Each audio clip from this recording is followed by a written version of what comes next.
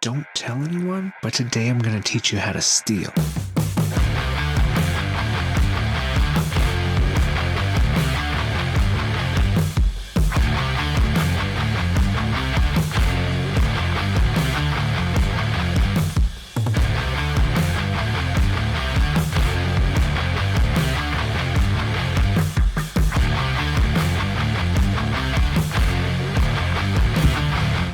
Hey, what's up? I'm Ken. This is kenfuTV, and each week I release videos in the martial arts, philosophy, technique, training, that sort of thing. These days, I release videos all the time because of the new membership thing. If you haven't seen it, you should go check it out. You can join, you can support the channel, support what I'm doing, and get access to a ton of instructional content right from the mat here at my home dojo. If you're new here, I hope you stick around. I hope that you subscribe and share this with people that you think ought to watch it. But in the meantime, let's talk about today's topic. We're going to talk about stealing, theft, and how to steal, why I think you should steal, and why I think you should get pretty darn good at it. So I guess the first thing is, what do I mean when I say that I think that you should steal, and why would I think that that is okay? Seems awfully unethical, but here we are, and here I am telling you that I think you should do it. If you've seen this video, then you know that I don't think that I've ever taught anybody anything. And I don't think that your sensei's ever taught you anything. I don't think that anybody's ever taught you anything. So if you don't know what I'm talking about, go watch that. But to piggyback on that, we'll talk about why I think theft is part of that process. It breaks down to three things that I think are really important. I think that you need to steal technique, you need to steal time, and you need to steal training. Let's talk about what I mean. The first one, stealing technique. How do you steal technique? What is that all about? And the truth is, I think that it's really important that you develop a good methodology for stealing technique, because the truth is, technique is demonstrated for you all the time in class. That's part of how instruction works. And being able to properly or accurately or efficiently take that material and then be able to try to practice it and make it something of your own is incredibly valuable. That's a huge skill. Here's the way I do it. Here is a way that I picked up a long time ago that I have continued to do, and I continue to try to pass on, and I continue to try to build into my teaching method, which is I try to make sure that I show the technique at least 3 times. The idea being that the first time you watch it, if it's a standing technique, you need to pay attention to what my feet are doing. Where is everybody? How are they moving? And is there any particular footwork or movement? Am I moving to an angle? Am I moving back, forward? What is it? The next run through, it's time to look at the hands. What are the hands doing, or whatever is doing the thing? If you're kicking, what are the feet doing when you kick? If you're grabbing, gripping, punching, whatever, what are the hands doing? So next, second iteration, watch the hands. Lastly, just try to take in the whole thing. So now you've got a good idea how the footwork works, like how the movement is, what's happening, are we backing up, moving in, whatever. Then what are the hands doing? What are the actual kind of fiddly bits of the technique? And then just kind of getting one last chance to kind of process all of that and kind of confirm some things that you thought you saw, and then go try it. That is my 3-step method to trying to process technique that I need to go take from having seen it to being able to do it. This has worked really good for me for a long time, and it has worked really good for people I have showed this method to. You might have your own variations and your own ways of doing it and things that work really good for you. And I hope that you'll share those in the comments if you do have those, or you have improvements to what I'm doing. So that's one way to steal technique. The other way to steal technique is to pay attention when you're training with someone. When you are sparring or doing drill or kind of live training, pad work, whatever it is, constantly be paying attention. If somebody does something that you recognize being maybe better than what you're doing, or working better for them than what you have been doing has been working for you, then try to see if you can steal it. Figure out what was working for them and see if you can do it. Sometimes theft is just ask them. So, I mean, just ask for the information. The truth is, they might not even realize that they're doing it. So sometimes you might be like, man, every time you do that, you kind of bring your hip through and this happens. They might not even realize that they're doing it until you point it out. So steal from everybody that you work with. I encourage people to constantly change partners when they're moving from drill to drill, so that they get new exposure to the ways that other people do things. And then if you go to a seminar, I hugely encourage, if not make it mandatory, that my students train with people that they don't normally get to train with. You got all the time in the world to train with the people that are on the mat with you all the time. So if you're at a seminar or something like that, and maybe you've even traveled for it, why spend that time with all the people you're always with when you can all split up, train with different people, get a lot of different experiences, and then come back and train together and pull that together. Group theft.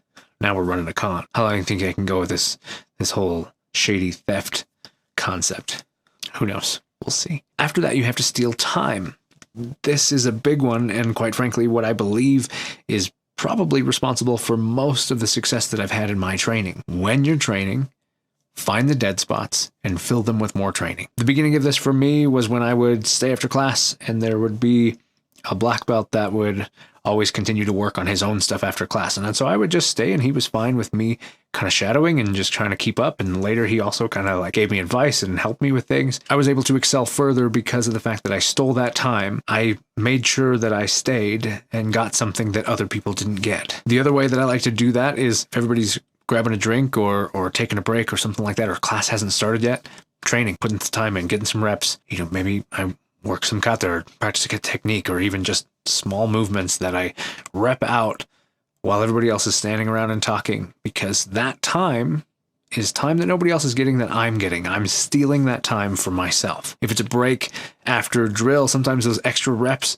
is something that you can do, and maybe you can even do it with your partner. You can rep a little bit more while everybody's talking, chatting, grabbing a drink, whatever. And I'm not saying don't hydrate. You should hydrate. In the meantime, if you can get a few more reps with your partner, that adds up hugely. Another one seems obvious, but it somehow isn't. Take advantage of things like open mat. There's a time on the schedule that the dojo is open that is for general training and a chance for you to just work on your stuff. Go do it. Get up, go in there, get it. What I can tell you after years of training is that open mat is not often well attended, which means that you often get private instruction with your instructor or other senior students because they're the only other ones there, and you can get a ton of really great information by just being there. Lastly, we're talking about stealing your training. This one's more subtle, but I think really important. When you are training with somebody else, you are the only person who decides what you get out of that. If you move to your method, speed and the precision and everything that you are working on to be better at yourself, you will get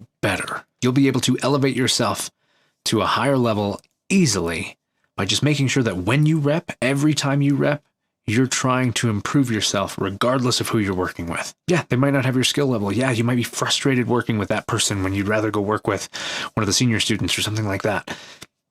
Guess what? This is who you're working with. So you could be upset about it and turn everything down just because you're frustrated and not get any of that time, or you can steal your training. You can make sure that when you work your reps, you work it perfect. You try to be excellent every time. And you know what? You're also probably going to encourage the person you're working with to raise their level. They'll learn from you. And if they learn from you, they get better. And if they get better, you now have somebody that you can work with who is better, who you can steal more from. It doesn't take much to improve your situation. You just got to look for it. This happens in anything. When you're drilling with a partner or sparring, anything like that, work on your stuff. Find a way to take what you're doing and make sure you're getting the most out of it. Technique might be something that you've done 1,000 times. Cool.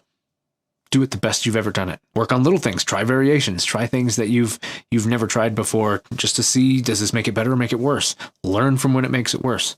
Learn from when it makes it better. When you steal extra time on the mat, when you steal your training when you do have that time on the mat, and when you steal the technique more efficiently than other people, you excel.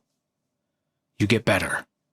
You improve faster, and you make sure that your time is valuable to you. Sometimes the frustrations on the mat come from a place that we are 100% in control of. So steal all the time. When you're in your own dojo, when you're visiting other dojos, when you're going to seminars, when you are watching YouTube videos. Steal constantly. Hell, heaven forbid you pay attention to the background, what other people are doing when you're seeing something demonstrated. If somebody else is demonstrating, or you're paying attention to the person they're demonstrating with, or you're watching a YouTube video and you're seeing somebody else in the background do it, look at them. Can you steal something from the way they're doing it that you're not getting from the main person who's demonstrating? Do it. Knowledge is everywhere. The word stealing and theft and all of that sounds like a bad thing, but it is truly the way we improve, the way we get the most out of what we want to do. It seems unethical. It's not unethical. At least not what I'm talking about is not unethical. What it is, it's about putting the work in. That's all I'm talking about. Putting a little extra time in. And you might only be carving out an extra few minutes here and there. But 5 extra minutes 3 times a week is 15 minutes a week. It's an hour of additional training a month, an hour more than other people got because you put the work in. 5 extra minutes of better, more precise, more efficient training when you're working with somebody when you could have slacked off because the person you're with isn't working to the level that you're wanting to work is time that you wouldn't have gotten elsewise. Time getting extra reps because you had an actual plan of how you wanted to get the information out of the demonstration rather than having to hunt people down to show it to you again later is time that adds up. No matter what you do, just keep stealing. Hopefully this was helpful to you. The idea of theft has a way to bring something more to your training the next time you get on the mat. If you like the things that I'm doing here, if you want to see more of this, make sure you subscribe, hit that bell so that you know when new videos come out. If you want to support what I'm doing, you can become a part of the Kenfu Inner Circle, which is a place where you can get access to a bunch of my instructional content and other perks. Live streams, conversations, actual two-way video conversations. Check that join link down below to become a member of the channel, support what I'm doing, and get access to a ton of more content. I'm Ken. This is kenfuTV, and I'll catch you in the next one.